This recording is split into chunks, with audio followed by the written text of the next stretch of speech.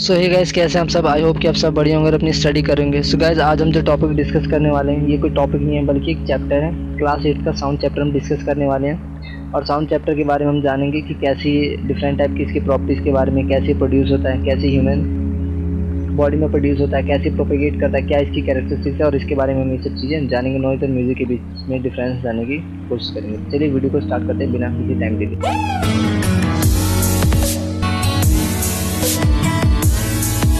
Sound होता क्या है? तो गाइस देखिए, साउंड क्या होता है? एक फॉर्म ऑफ एनर्जी होता है जो कि हम जब भी हम हियर कर पाते हैं, जब ये ट्रैवल की वेव्स की फॉर्म में ट्रैवल करता है।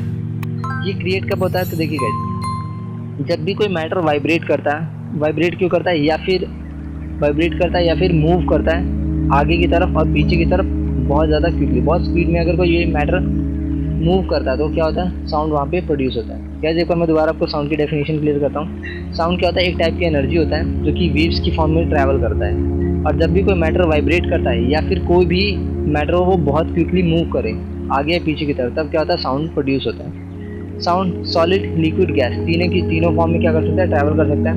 एग्जाम्पल के लिए देखिए, जब आपके स्कूल का बैग रिंग होता है तो जो पार्ट्स होते हैं ना बैल के, वो सब क्या करते हैं? वाइब्रेट करते हैं, और वाइब्रेट करने के कारण क्या करते हैं? साउंड को प्रोड्यूस करते हैं।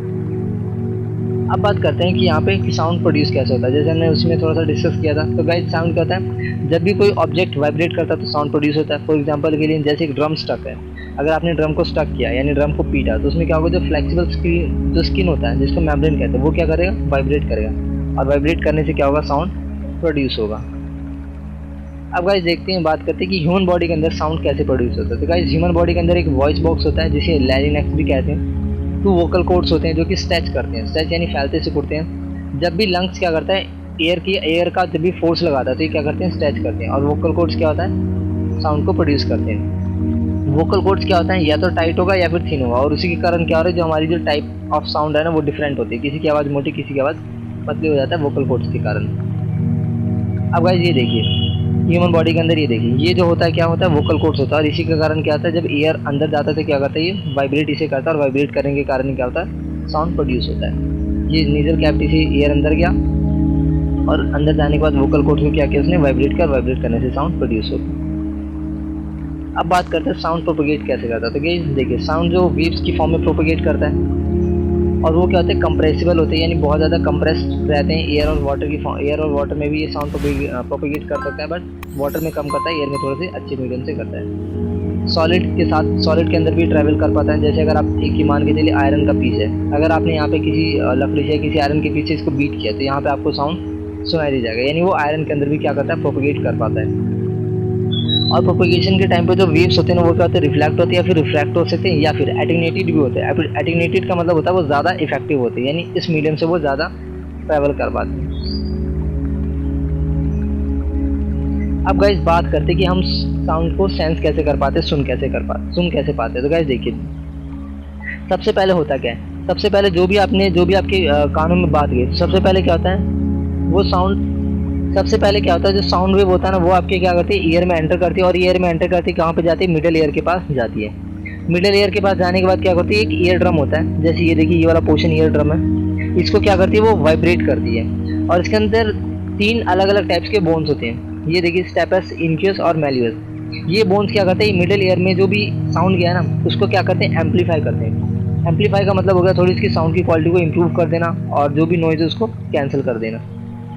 और जो भी एम्पलीफाइड साउंड है उसको क्या करता है? वो इनर ईयर के पास ट्रांसफर कर देता है, अंदर के साइड भेज देते हैं। और उसके बाद वो एक स्नेल शेप कॉकलिया रहता है। ये देखिए, एक स्नेल शेप क्या है? ये कॉकलिया है। जैसे इसके अंदर साउंड वेव्स अंदर एंटर करते हैं तो ये क्या होता है? इसके अंदर रिसिप्टर्स होते हैं, यानी एक टाइप के कह लो सेंसर होते हैं, रिसिप्टर हेयर सेल्स होते हैं जो साउंड को रिसीव करने का काम करते हैं। ये हेयर सेल उसके बाद क्या करते हैं? ये वाइब्रेट करते हैं और रिस्पॉन्ड करते हैं साउंड को, और ये एक टाइप का क्या? न्यूरो ट्रांसमीटर को रिलीज करते हैं।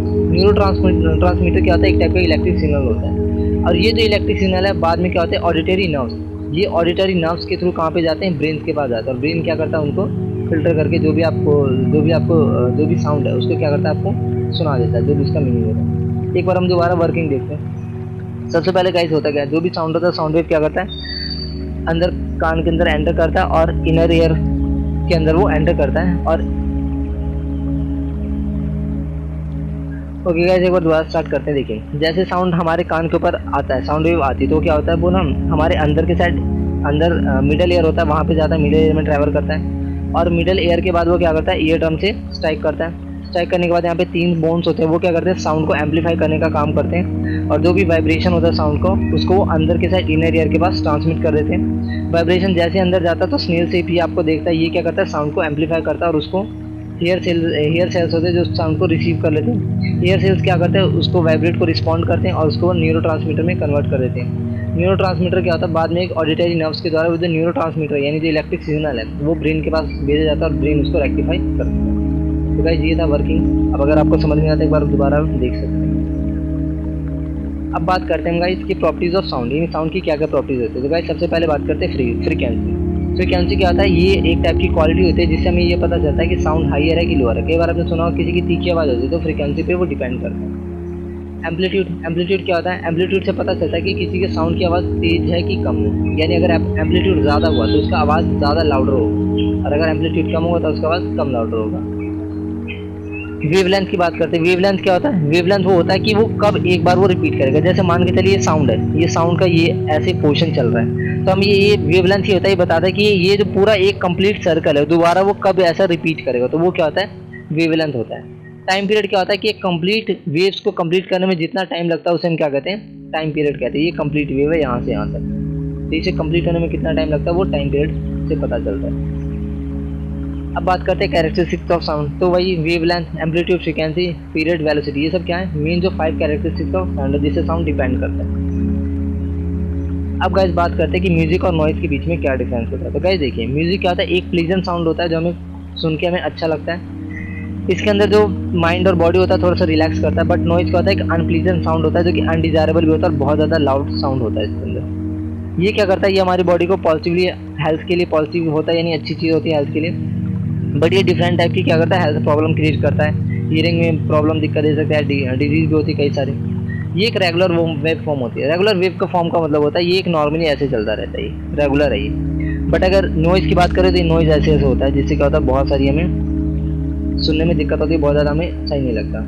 अगर सोर्स ऑफ की बात करें तो म्यूजिक, डिफरेंट टाइप की म्यूजिक इंस्ट्रूमेंट्स है, वहाँ से ही निकलता है, या फिर ह्यूमन की वॉइस से भी निकल सकता है। और अगर नॉइज़ की बात करें तो लाउड स्पीकर हो गए, इंडस्ट्रियल एक्टिविटीज़ हो गए, कंस्ट्रक्शन वर्क, यहाँ से ये सब नॉइज़ निकलता है।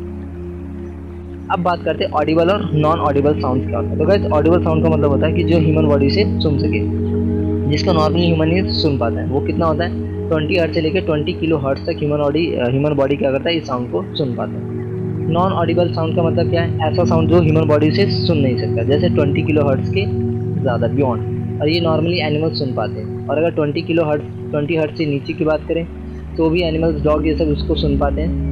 और 20 किलो हर्ट्ज से ज़्यादा एलिफेंट और कुछ एनिमल्स है तो वो चीज़ को सेंस कर पाते हैं। अब बात करते हैं कि नॉइज़ पॉल्यूशन क्या होता है। गाइस नॉइज़ पॉल्यूशन क्या होता है, एक टाइप का एनवायरमेंटल नॉइज़ होता है, या फिर उसे हम साउंड पॉल्यूशन भी कहते हैं। इसमें क्या होता है, प्रोपगेशन होता है नॉइज़ का, और वो रेंजिंग इसकी ज़्यादा होती है, और ये डिपेंड करता है कि ह्यूमन एक्टिविटी के कारण भी हो सकता है, फिर एनिमल की एक्टिविटी के कारण भी हो सकता है, और ये हार्मफुल होता है। नॉइज़ पॉल्यूशन क्या होता है, हार्मफुल होता है। अगर सोर्स बात करें कि सोर्स कहाँ से क्रिएट होता है, तो डिफरेंट टाइप के मशीन्स है, ट्रांसपोर्ट है, प्रोपगेशन सिस्टम हो गया, उनके कारण होता है। इंडस्ट्रियल और रेजिडेंशियल बिल्डिंग के कारण भी ये सब होता है, कंस्ट्रक्शन वर्क के कारण भी क्रिएट होता है नॉइज़ पॉल्यूशन। और अगर मेन सोर्स की बात करें नॉइज़ पॉल्यूशन की, तो लाउड म्यूजिक हो गया, ट्रांसपोर्टेशन हो गया, ट्रैफिक, रेल, एयरप्लेन, इनकी वजह से क्या होता है, नॉइज़ पॉल्यूशन क्रिएट होता है। जनरेटर, एक्सप्लोजिव, ये सब क्रिएट होता है। तो गाइस ये हमारा पूरा साउंड चैप्टर था, जो इसमें इंपॉर्टेंट चीज़ें थी मैंने आपको एक्सप्लेन किया। तो गाइस वीडियो कैसा लगा बताना कमेंट में, और अगर कोई और टॉपिक पर वीडियो चाहते तो कमेंट कीजिएगा। तो गाइस मिलते हैं अगले वीडियो में, तब